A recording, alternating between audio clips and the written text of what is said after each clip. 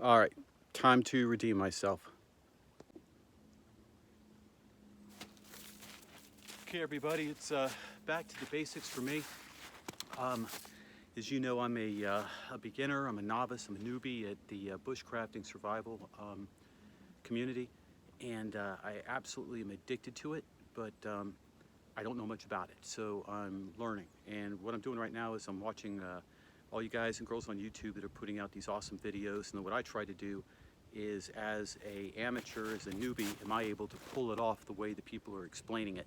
If anybody saw my last video, the upside down fire fail, um, all I can say is you're welcome for that comedy relief. That had to have been awesome. I got home that night and looked it up again and saw all the mistakes that I had made. If you guys watch that and can think of any other mistakes, please feel free to give me those comments. So anyway, right now, don't want to bore you to death. I'm going to go back to the basics. I'm going to try to build a fire in really wet, snowy conditions. Here in Northeast Ohio, it's it's not too bad right now. It's probably about 34, 35. Weather's looking a little bit sketchy. I may have to throw up a tarp, but anyway, I'm gonna go get firewood and we'll go from there.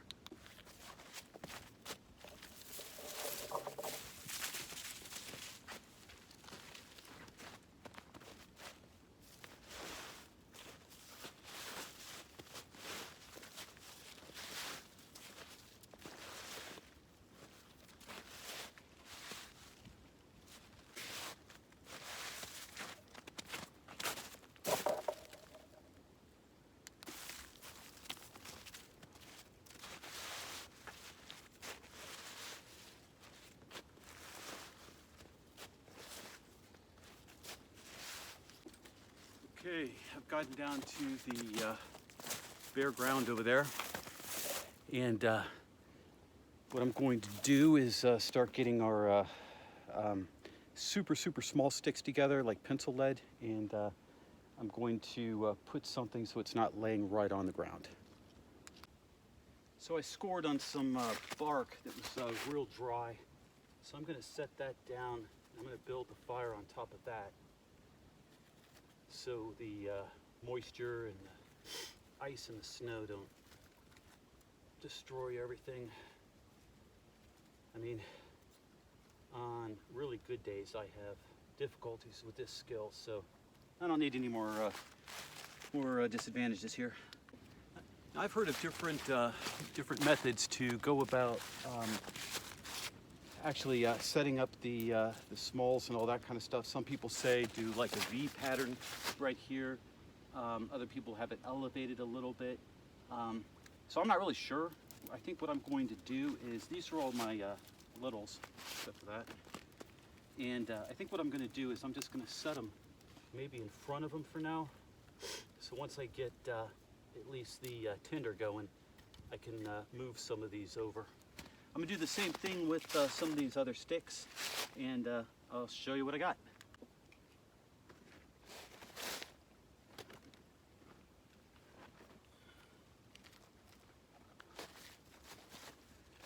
I think I changed my mind. I can't tell, the wind keeps changing direction, so I think I am going to do this V pattern here. Get a lot of oxygen that way. All right, so we are ready to get started as far as lighting it. Just a quick note, I know more experienced people already know this, but I took my duffel bag out just to get the smalls and the littles, and that was about 30 to 45 minutes right there. So if you know, you're in a situation, you got to do better than that. So the lesson for me on this one so far is, you know, plan ahead. If you know you're going to build a fire, start looking for that dry stuff right away. But anyway, so I'm going to set down my fire starter, which is just a ball of cotton with Vaseline, and I'll use a ferro rod. We'll get that started. And if I can't get this simple fire started, I'm going to need some serious help from everybody in the bushcraft community, because this is nice dry kindling on the top that I got, and tinder as well. Some green, a little bit's green, but it's all really dry though. So let's get started. All right, Vaseline activated, ferro rod deployed.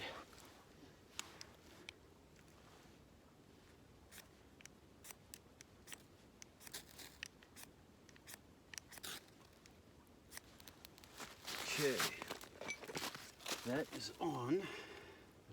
This is where I screw up, so tell me what you guys see if I'm doing something wrong. It doesn't look like I'm smothering it. It looks like there's plenty of air that's getting to it. Just needs to get onto those little small ones right there. So I'm just kind of pressing it down into the fuel.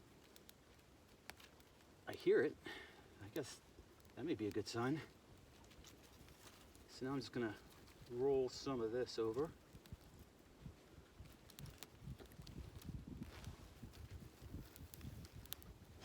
Now I saw one video that said wait until it gets through the top layer of the fuel before adding any more.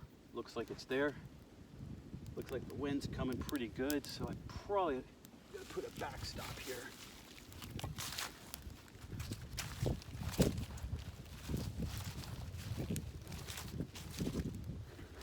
Wind actually is a blessing for me today. So I'm gonna turn this off for now. Actually, you know what? I'm gonna keep this thing going in case you guys can see something that I should be doing differently or be doing better. I know this is gonna be boring, but if anybody takes the time to watch this, I would really appreciate it. Again, this is a great community that I feel I just got involved in. It's got so many real world, real life applications. Not just recreation, but in today's modern world, who knows what the hell's going on. Okay, I think I fucked up already by moving it around too much. I should have just let Mother Nature do her thing. So I'm gonna get out of her way, get this smalls back on top of it, and I will be right back with you guys. Thank you. Okay, got the fire going pretty good, but I've got some serious wind coming in, so I'm gonna get a bigger backstop. All right, that's looking good for a backstop for now. And now I'm just gonna start feeding that because it looks like I'm getting a nice bed of coals there.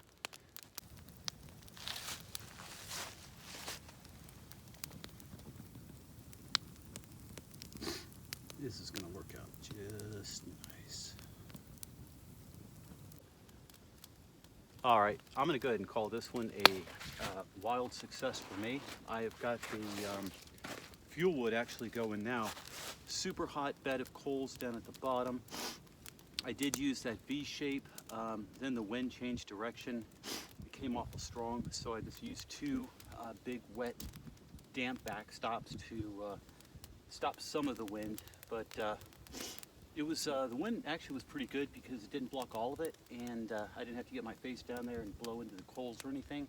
But yeah, fire's coming along awesome.